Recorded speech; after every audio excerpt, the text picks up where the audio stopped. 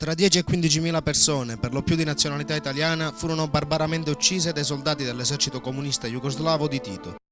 Per circa mezzo secolo la storia moderna ha cercato di nascondere il più possibile l'atroce massacro. Solo nel marzo del 2004 lo Stato italiano ha istituito con un'apposita legge la Giornata Nazionale del Ricordo, che si celebra proprio oggi 10 febbraio. La legge riconosce la Giornata del Ricordo come portatrice alle generazioni future della storia in onore alle vittime delle foibe, dell'esodo giuliano-dalmata, delle vicende legate al confine orientale della penisola.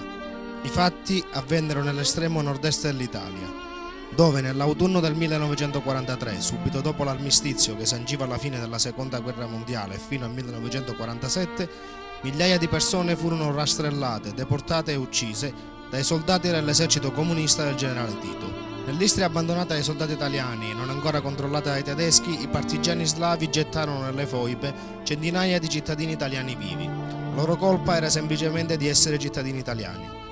Ricordiamo che le foibe sono delle fosse carsiche nel terreno roccioso, profonde spesso anche oltre 200 metri.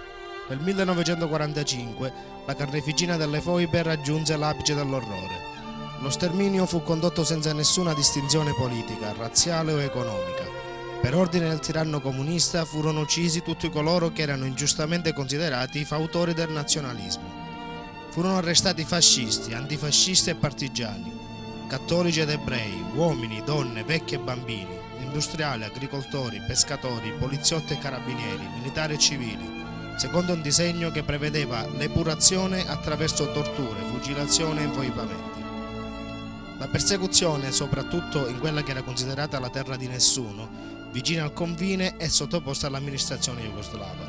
La violenza e l'efferatezza delle esecuzioni, precedute spesso da processi sommari, torture e linciaggi, determinarono l'esodo che nel dopoguerra allontanò quasi tutta la popolazione italiana dell'Istria. Ancora oggi, dopo circa 60 anni, non ci sono le cifre ufficiali relative ai deportati, agli italiani uccisi durante la prigionia e soprattutto agli infoibati. Non importa oggi conoscere il numero esatto, l'importante è che il ricordo sia vivo nella gente per evitare che in futuro qualunque essere umano si possa ritrovare protagonista, vittima o carnefice di una storia di persecuzione.